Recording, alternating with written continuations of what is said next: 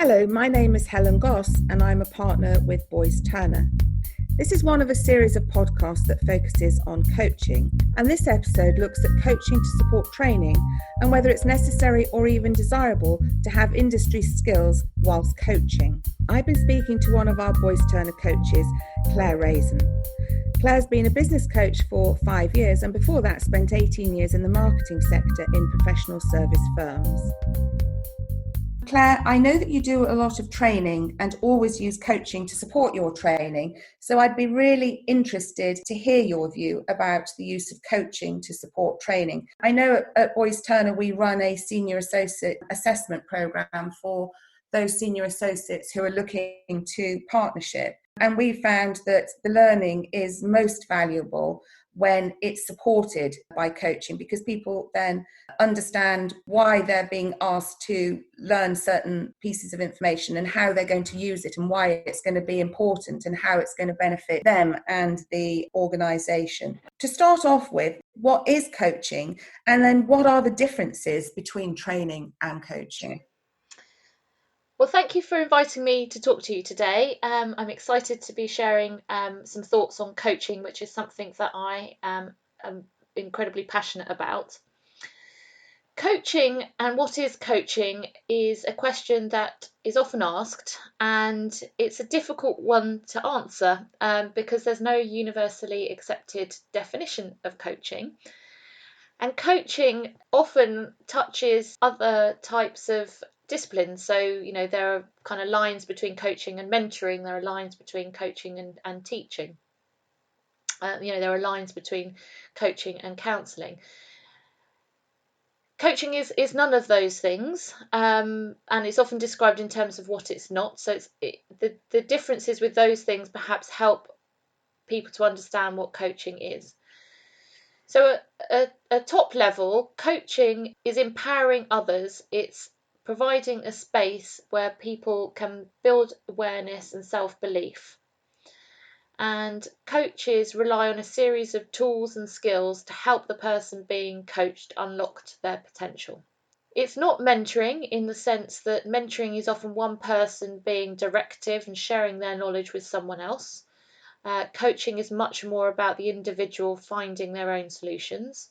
It's not teaching, which often has a set purpose, and it's often about one person imparting their knowledge to another. Coaching is much more about working with the individual to find out what limiting beliefs they might have, helping the individual build commitment to whatever change it might be that the individual's looking to do.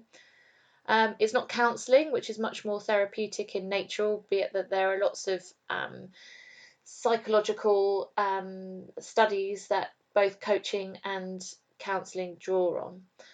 So for me, coaching is summed up really well in Whitmore's definition of coaching, which is it's unlocking people's potential to maximise their own performance. I just wanted to ask you about coaching accreditation. I do know that there are an awful lot of coaches out there who don't actually have the full qualification and accreditation, and all of our Boyce Turner coaches are fully accredited. Can you tell me a little bit about accreditation and why that's important and what it might involve? Yes, so I think one of the difficulties with coaching is that it's not an industry where you have to be accredited, and it's very easy for someone to call themselves a coach. It's difficult when you're operating in an environment where, as I've just said, coaching is different from mentoring, but actually there are possibly sometimes some elements of mentoring within coaching. Trainers use coaching skills to get the best out of their students. So it's really important to be accredited because it means that you've got that seal of knowledge that the coach that you're working with knows what coaching is, understands the power of coaching. And in order to be accredited, you need to tick certain boxes. So you need to have signed up to a code of ethics.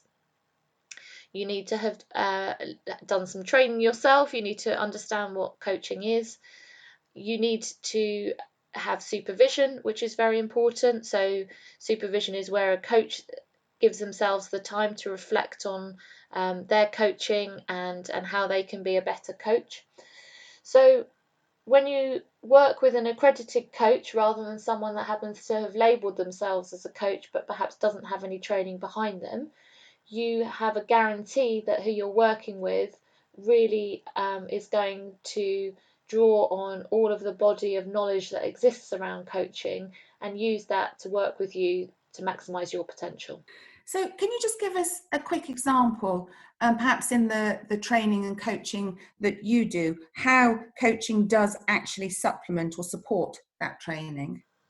Sure. So I mentioned presentation skills before, and I think it's a really useful one to understand the difference. When I'm training on presentation skills or how to give a good presentation, there will be lots of things that I will talk to the attendees about. So I've mentioned some of them already: how you structure a presentation, or how you give a close, or how you engage your audience. And the way that I use coaching is I will then do one-on-one coaching with the attendees, and that means that the focus is 100% on them, and each person will be different and each person will have slightly different concerns around presenting. And what coaching does is it gives the coachee a safe space to explore some of the things that might be getting in their way, and it helps to equip them with tools that they can use to then go away and use all of the things that they've learnt in training. So what coaching does is it brings about behavioural change. It brings about a motivation to act that you wouldn't get if you just did a course and gave some knowledge to the attendees. You've very recently volunteered to do some coaching for key workers. How's that going? A lot of people will be surprised to hear that we're doing pro bono coaching for key workers. And it goes back to the importance of being accredited, because there's a lot of psychology involved in coaching. And, one of the blurry lines is a blurry line between coaching and mentoring. There's perhaps also a blurry line between coaching and counselling. And the difference, the fundamental difference between the two is that, the nature of counselling, which is much more therapeutic and deals with much more personal trauma. But I think when you're coaching and go back even to presentation skills, oftentimes what you are dealing with is something that is very personal to the individual. And what coaching does is it allows people a space to think, and that space to think and that permission to just sit and talk about yourself and talk about and explore your own beliefs and thoughts is a very powerful thing. And I think the reason why the NHS are using coaches now is because it gives those really busy professionals time out in their day to download, to offload concerns, to share thoughts with someone who isn't going to judge them. Yes, I can completely understand that. And I'm just thinking now how this type of coaching is really of relevance to HR teams managing the remote teams working from home, who might soon be coming out of lockdown and back into the workplace. So, managing those who've been furloughed, those who haven't been furloughed, those who are worried about having to get on public transport to get to work, or who perhaps have been very, very personally affected by COVID-19 and perhaps suffered a tragic event relating to it. So do you think that's going to be something that HR teams are going to be looking at? I think they should be. I think one of the things that COVID-19 has done is it's helped or forced people to bring their authentic selves to work. So I think lots of people are, that again, the lines between, your business self and your personal self are blurring. And for some, that will, that shift back into the working life is going to be difficult. They're going to have to reassume roles that, they've now reshaped. It's going to be difficult for HR teams who are going to have to deal with lots of concerns that people will have. Some of those concerns people will be open with and will share. Some people will be less in their nature to share certain things, and they might feel uncomfortable sharing it with work. So there might be people who have been furloughed who perhaps are harbouring some thoughts around, why was I chosen when teammates perhaps weren't? Does that mean that my role is less valuable? How do I come back and fit in to a team that I once was perfectly happy with, and now I've had a gap and I don't know, how I feel about that.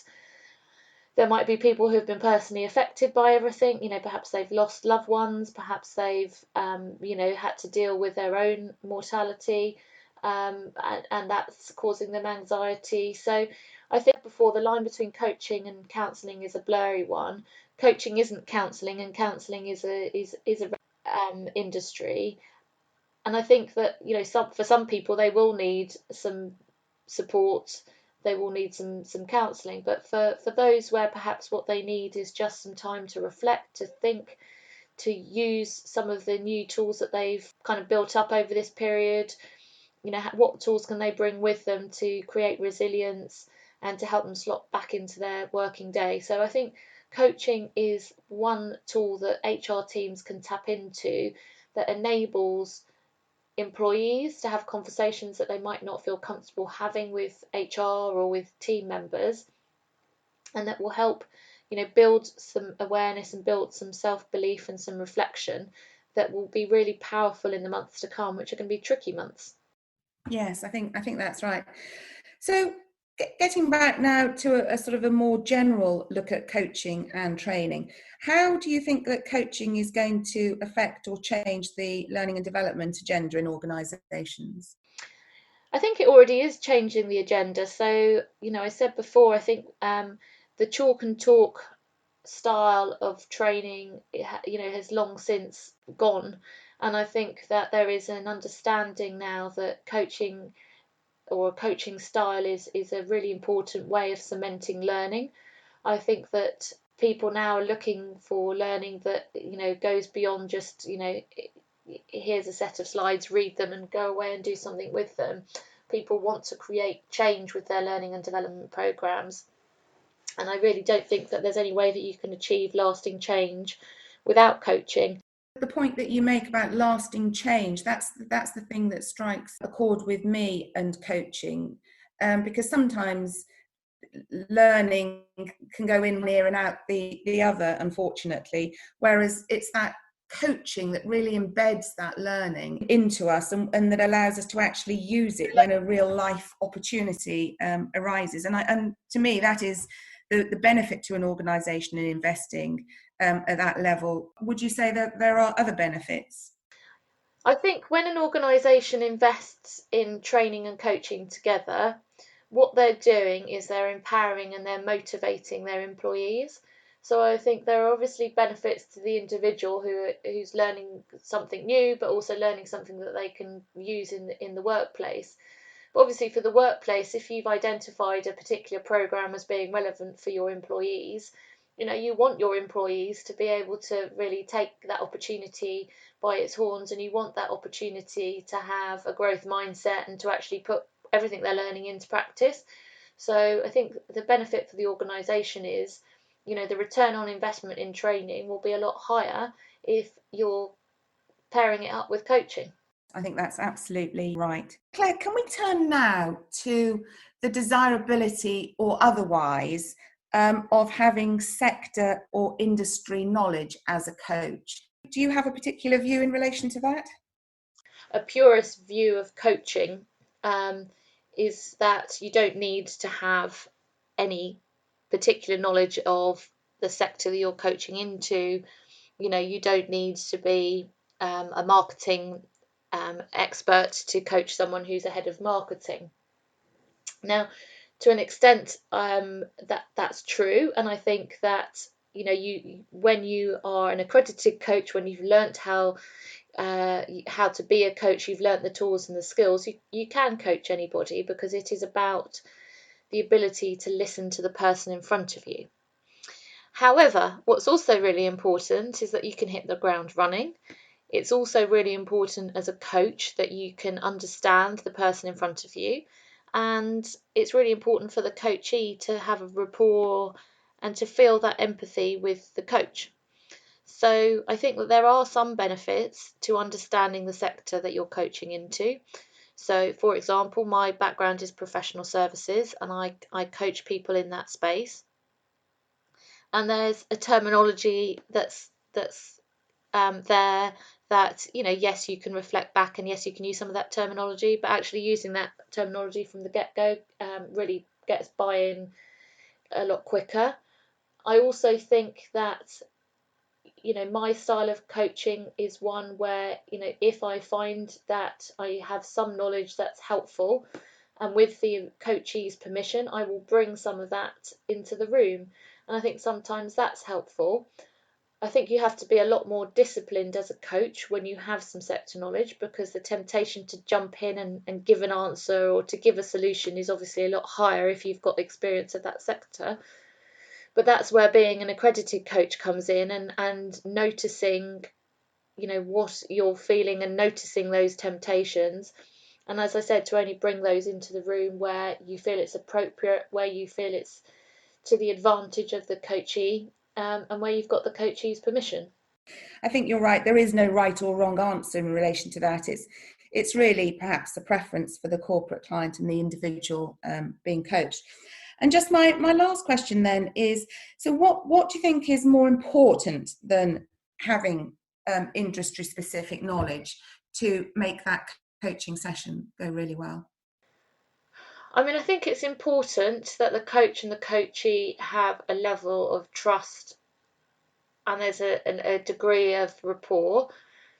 I'm hesitating because actually sometimes coaches that you don't get on with, or coaches that challenge you in a way that make you feel uncomfortable, can be the best coaches. So for me, the most important thing when you are being coached is that you have someone that understands what coaching is, and that it's someone who has been trained in coaching. If you're working with someone who has labelled themselves as a coach and has been working as a coach for many, many years, but they've never had any formal training, they don't have supervision, you might be lucky and you might find that they're very, very good. You might find that you end up with someone who's more of a mentor than a coach. You might just not know. So I think for me, the most important thing is to have someone that knows what they're doing, because coaching is very, very powerful. And I think that people who have got that foundation of understanding of what coaching is, what it isn't, and who have that level of self-awareness of what makes a good coach, I think that's probably the most important thing. That was business coach Claire Raisin.